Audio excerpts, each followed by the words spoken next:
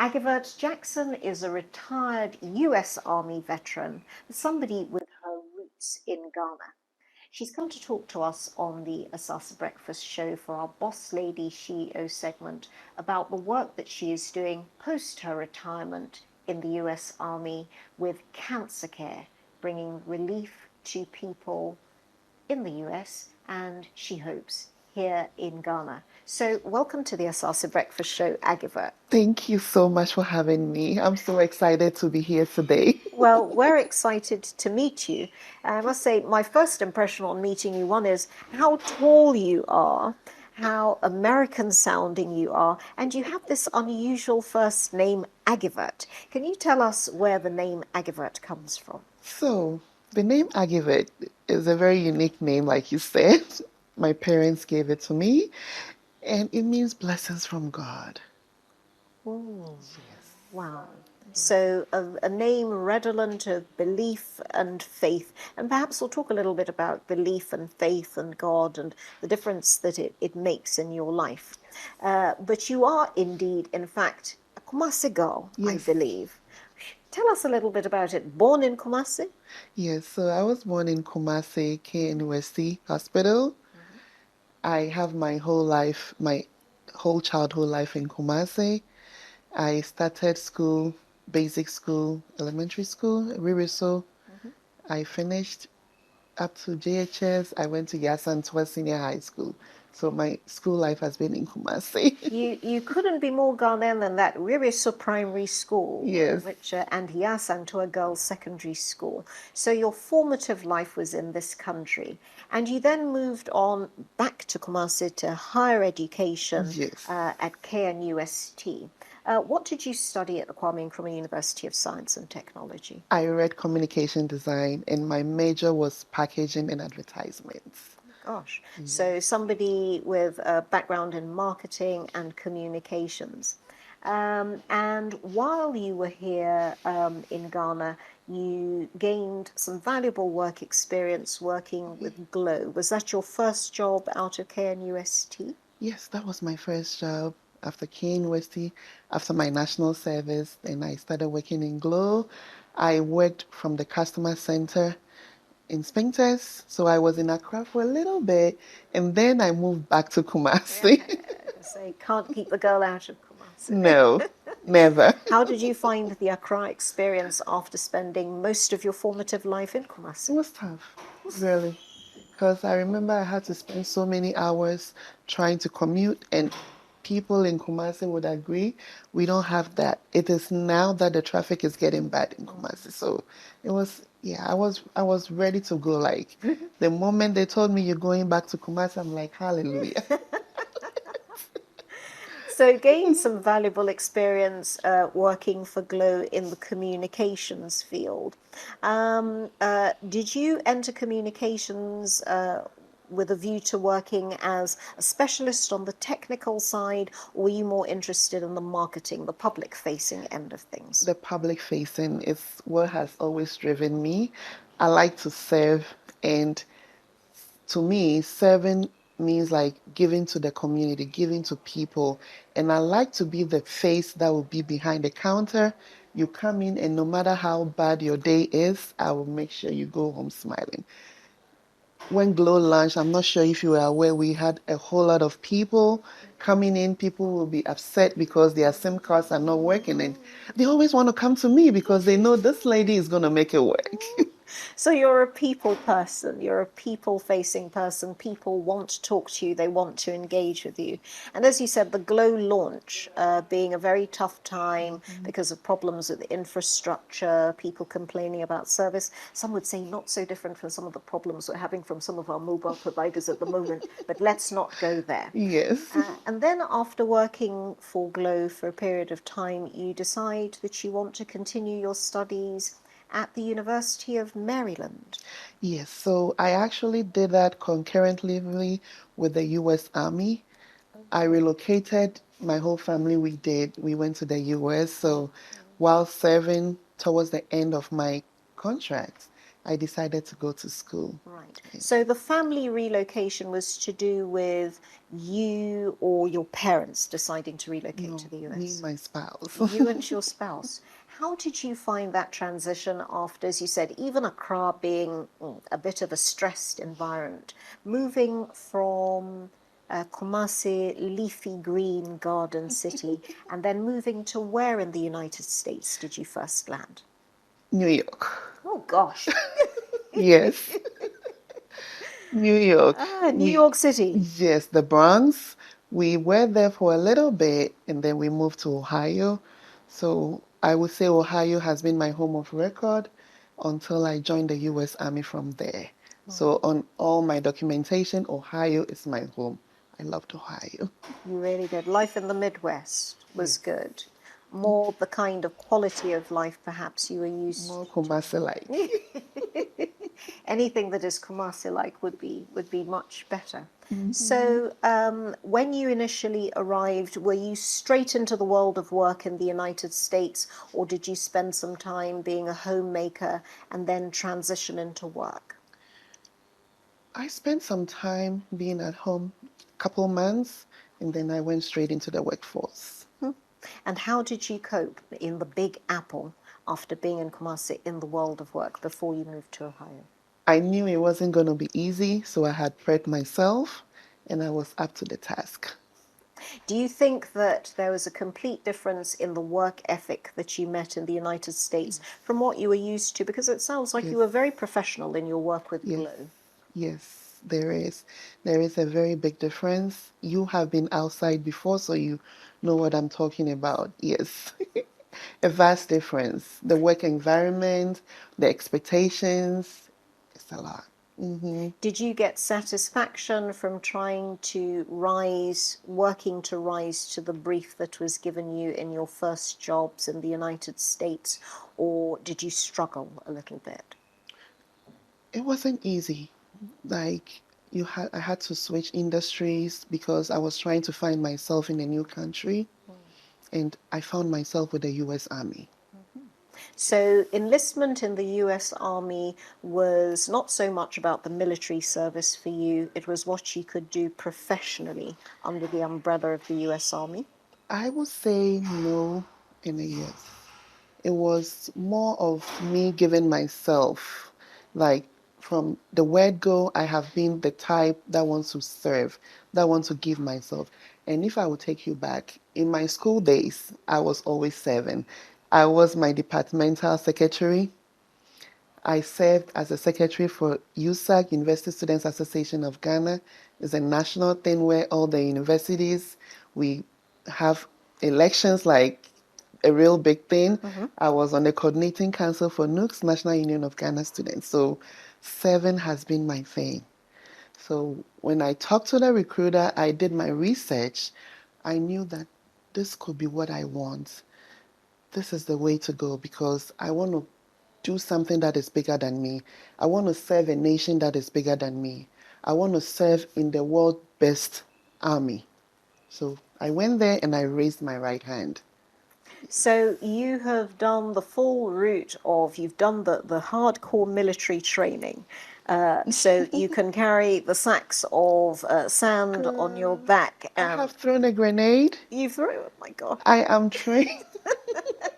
You've trained in the weapons. Yes, I am. Do I have to go technical a little bit? The M14, the M16s, yes. The rucksack is normal. It's something we do on a daily basis. So, There's nothing yes, special for you. no. They train you. They take you from a couch potato into a sharp army soldier. They Yes, can literally take a couch potato and make a soldier out of them, a yes. US trained It soldier. has to be from here. It has to be you, your willingness to change and adapt. There are so many people that drop along the line. Like the training was so hard, it was tough on me. By the time I finished my basic training, I was like down to size 8. I had changed completely in complexion. I was as black as a charcoal. From being out in the elements all the time, presumably. Yes, because you have to go in the woods. Like right now, I don't really care where. If just give me the car park, I'll sleep. because I can't count how many times I've been in the woods. I cannot count how many times I have to dig my own foxhole. Like, you don't have a place to sleep. You have to dig a hole on the ground and sleep in it. So yes, they condition you to be what they want. So you did most of your training not in Ohio, although you said No. Ohio became your home state. Where did you do your training for the US military? My first training was in Fort Jackson, South Carolina. Fortunately for me, it wasn't winter, so it was a little bit good because some people train when it's winter time and it's harsh because you are trained all year round. They don't care whether it's cold or hot. You gotta be in the woods. You have to train on your weapon. You have to know how to maintain all the weapons. You need it. So So you could have been digging that foxhole in the forest to sleep in the middle of winter if you had people trained do, them. yep. Oh my gosh. You have to, because the US Army is such that we don't wait for the convenient weather to fight. We are ready whenever, anytime. So that is how they train you. So after that, you must have felt like you were prepared to meet any challenge that could be thrown at you. Yes. Did you see any active service after your training in the military? So I did more humanitarian services. Then when the COVID came, I had the opportunity to help people in that field. Was that in the United States, Yes, and what United did it States. involve? We had to go and do the screening in New Jersey. We did some in South Carolina also. So basically, it was like the concentration camp for people who had been tested positive because I worked in the medical field in the Army. So we go and we do the screenings, we help them with whatever is required of us. So this was at the peak of COVID in 2020, 2020, presumably. yes. Now that must have been really tough, and we know some of the terrible pictures that we saw, coincidentally, from New York City of hospitals bursting at the seams, the morgues bursting at the seams. Cold storage vans parked outside hospitals full of the dead, almost like a scene from Armageddon. Fortunately, you were away from New York City by that time, but still up against it because you're dealing It with was people everywhere. who are severely ill. You talked about the ethic of service that has always been part and parcel of you, both servant leadership in your life as a student activist, but also service in your work in telecommunications. But nursing and medical care and the kind of service involved, it's a level of involvement with other people Yeah. that most other people don't have to take on professionally. What gave you the strength to do a play a nursing and medical type role, particularly at such a horrible time medically for the whole world? So I wasn't a nurse. I was a dietitian technician, so we assist the dietitians.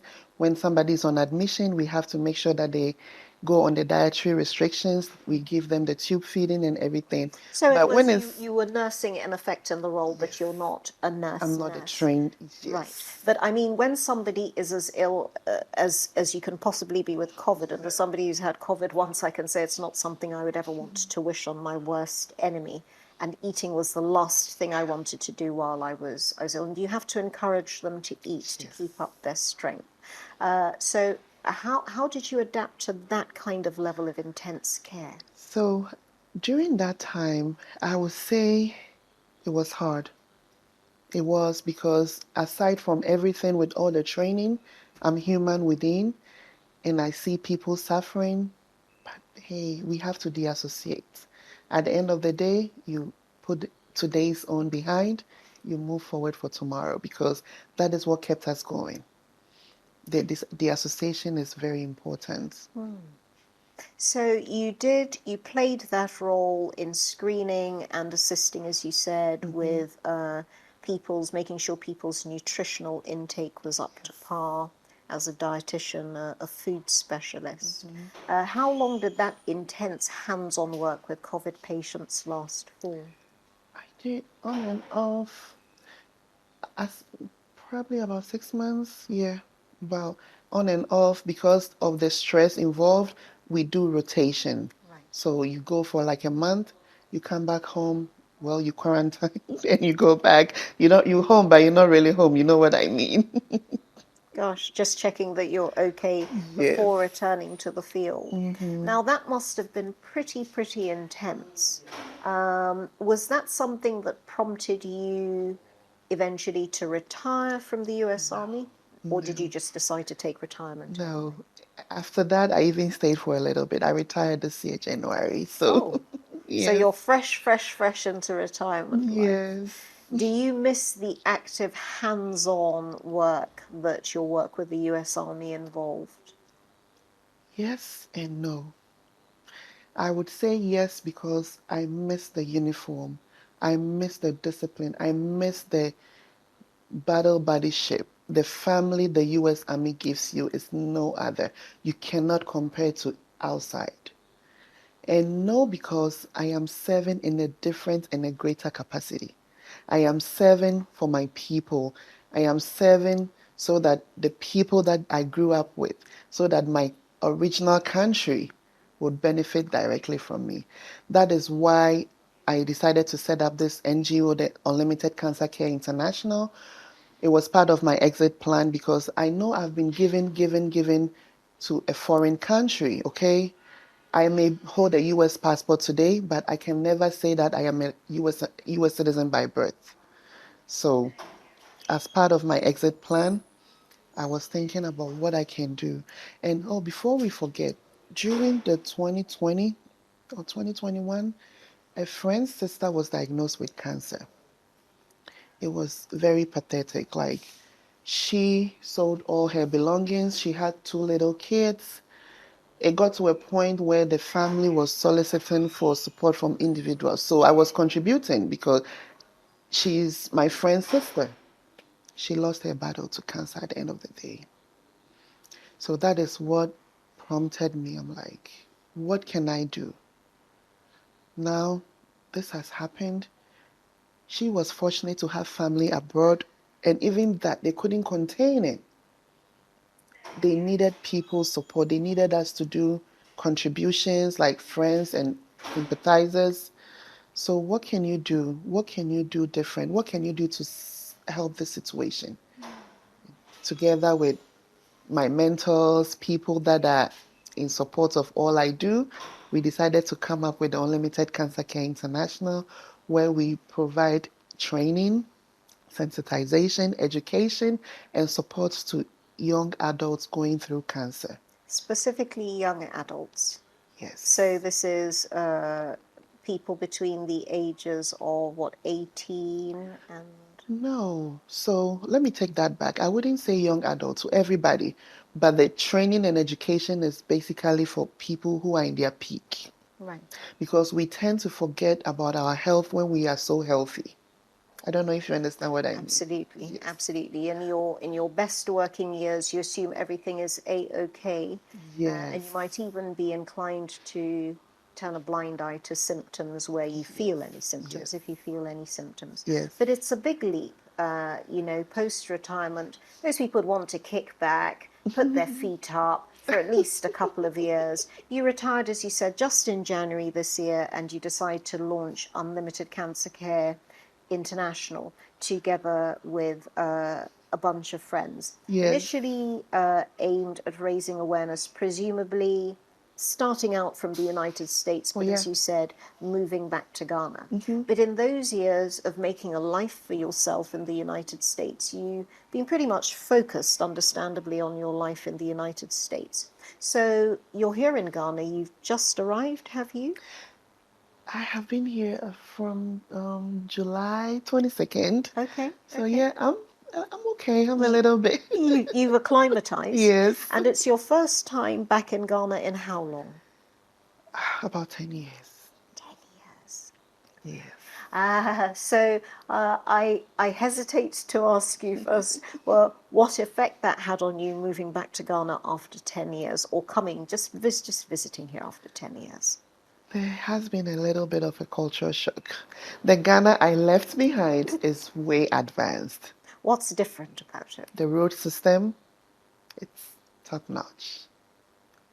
The infrastructure, I see a lot of nice buildings, nice hospitals. Mhm. not the Ghana that you left back in the day after your service with GLOW, moving to the United States because your partner was transitioning. But it's a big thing with Ghanaians in the diaspora, Africans in the diaspora generally moving back to a country and being able to find a way of slotting back into a system, because very often you return, you've gained different life experience, and as in your case, Yes. you're not proposing to return to working in communications. You're choosing to do work with Unlimited Cancer Care International. Yes. What are your hopes and plans for how you want to establish UCCI as a non-governmental organization here in Ghana? So, Unlimited Cancer Care International, we have been working in the United States from 2021. That was when it was formed. We've had several partnerships. We have been able to organize events with the county. I would say the district, that's what they call it in Ghana. The district that we are in, we've had 2 cancer awareness like walk and education. We've had screenings, giveaways.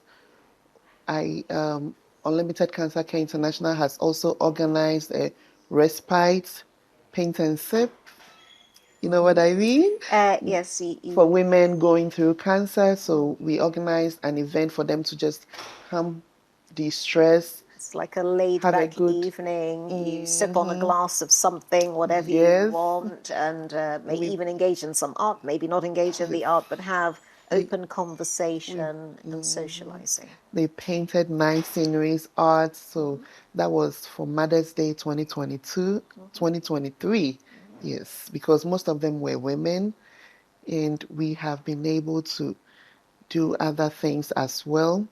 And then we moved to Ghana. Like, aside from everything, I always have Ghana in my mind.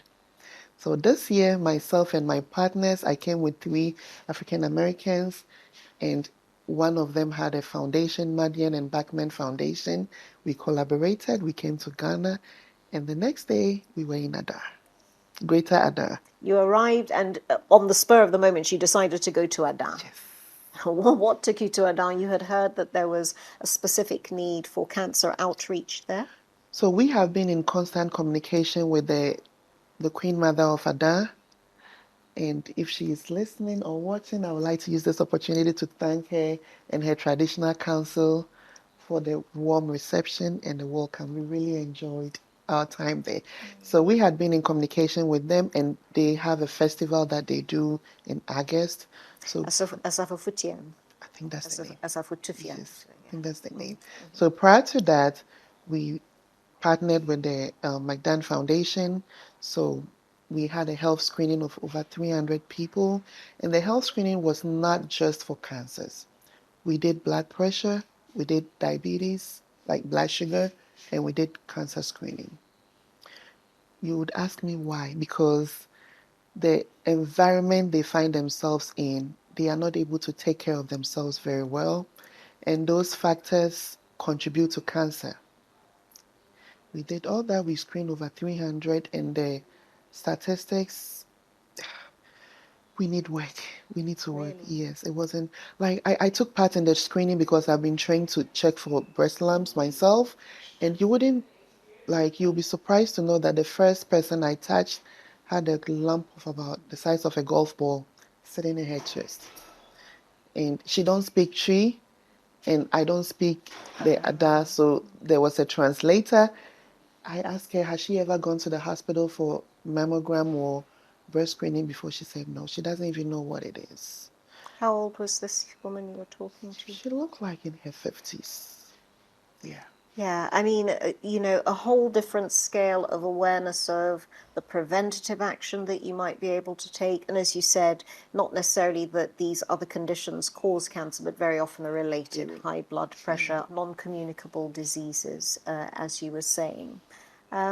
So taking that program to Ada, you must have been instantly impressed, as you said, by the sheer need there is for the services that you're offering.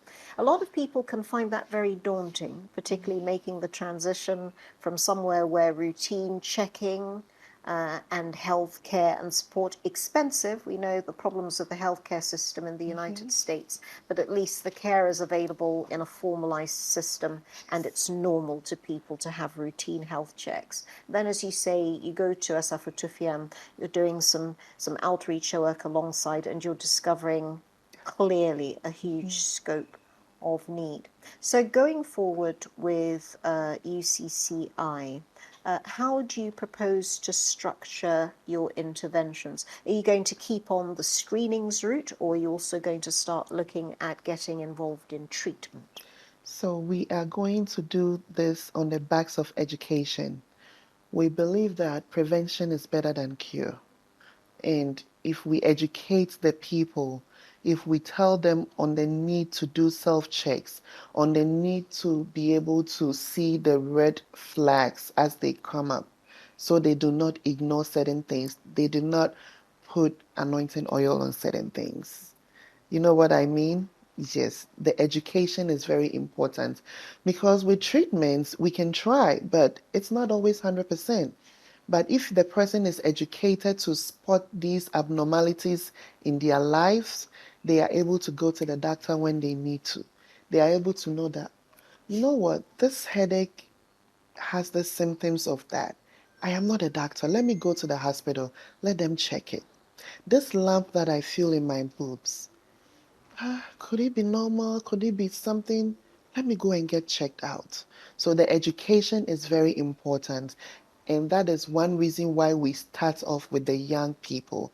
They can read, they can write, they can interpret better to the families back home.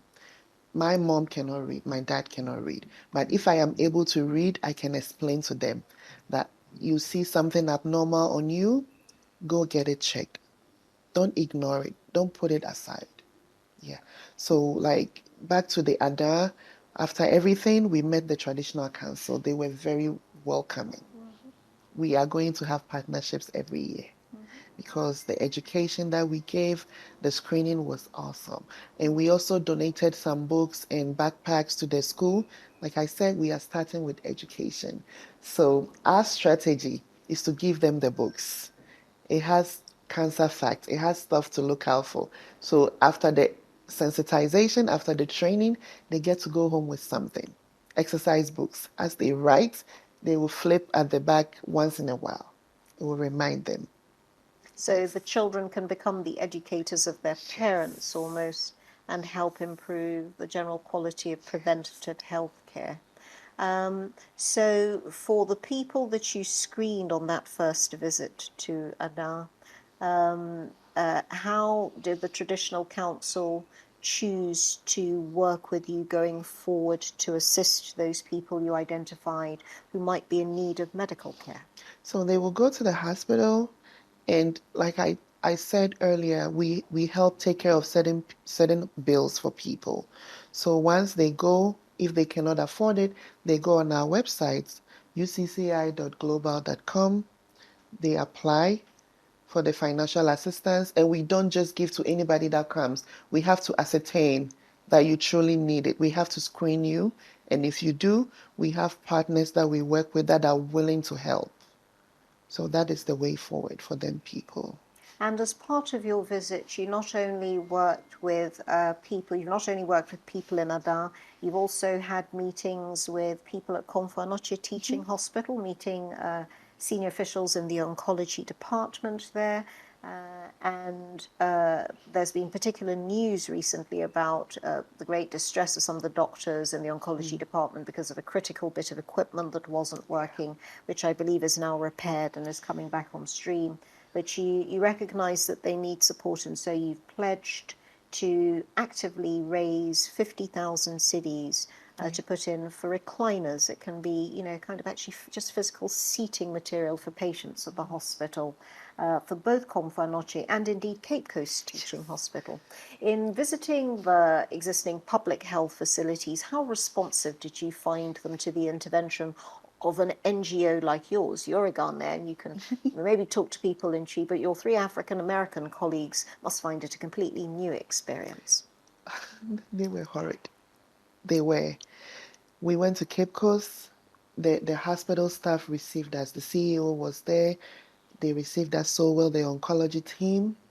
So we had a tour, and my sister, let me tell you, it was sad. I cried.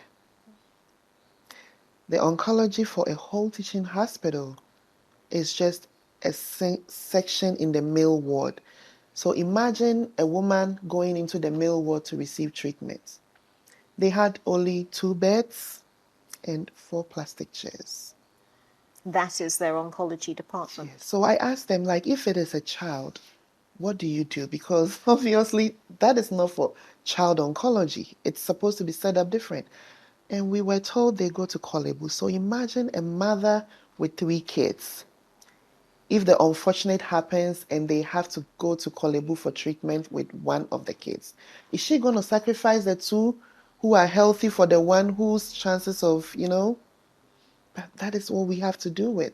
That is what they have, and that is what they have to do with. So, Unlimited Cancer Care International, we are donating recliners. Those are already procured. They are in the US. As soon as we go back, we will get them shipped down here and we would give them. So, we're giving them the recliners to Cape Coast Hospital, and they also gave us a list of things they need. We will see if we can get sponsorship, like our partners to sponsor those things, because it's important if we have the infrastructure. It is important if we are able to give the best out of the little we have.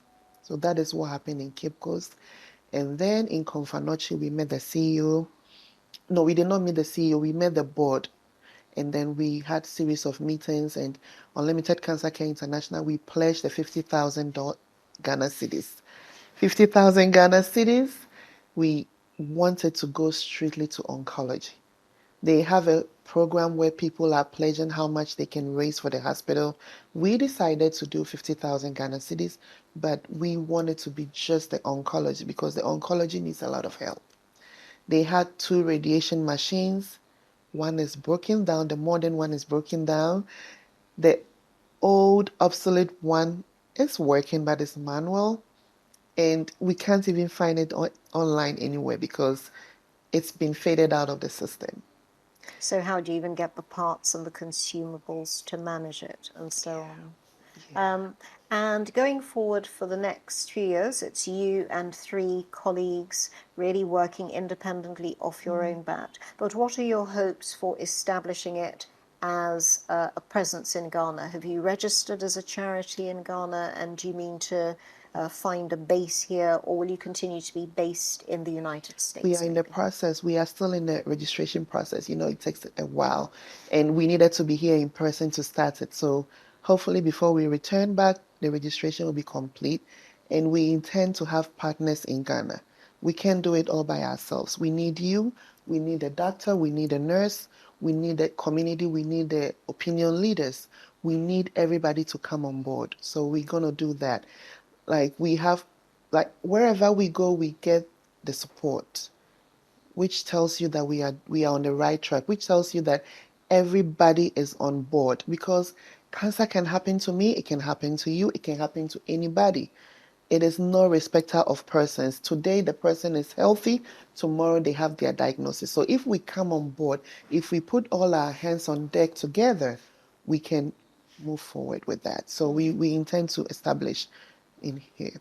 When we went to Sandema Hospital, we did education. This is in the Upper East. Yes, Upper East. We were there. We had various items. We gave, like, the women who were on admission for treatment. They don't have an oncology unit, but we educated them.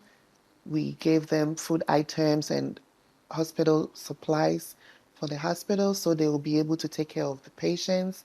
And we had massive support over there. Like, the hospital administrator is like, you know what? I am a volunteer for you for life. His name is Dr. Edem. If he is watching, I would like to thank him so much for that. And I think a lot of people in the parts of the country that you visited, from Kumasi, to Cape Coast, to Sandema, you mentioned there, to Adan, where you had that first outreach. We'll be thanking you, Agivert Jackson, for the work that you're doing with Unlimited Cancer Care International, UCCI, and looking forward to your further exploits. Oh, yes, we have done quite a bit. It's not just those places. I forgot to tell you that we went to the Disabled Action in Offenso. It's a home that has people with physical disabilities. Unlimited, it's not cancer related, but because of the passion, because of the health, because of our passion to give, we have made a very wonderful family there. One of my godfathers introduced us to the home, Dr. KK Sapon, and once we were there, the African Americans, the Mandian Embankment Foundation, she pledged 10,000 Ghana cedis for them, and that money is on the way. The following week, guess who gathered food stuff, like a lot of food, drinks, toiletries we went to give them, and it That's was UCCI. just Unlimited Cancer Care International. So I would say we did not digress a little bit. We just did something that we need to do.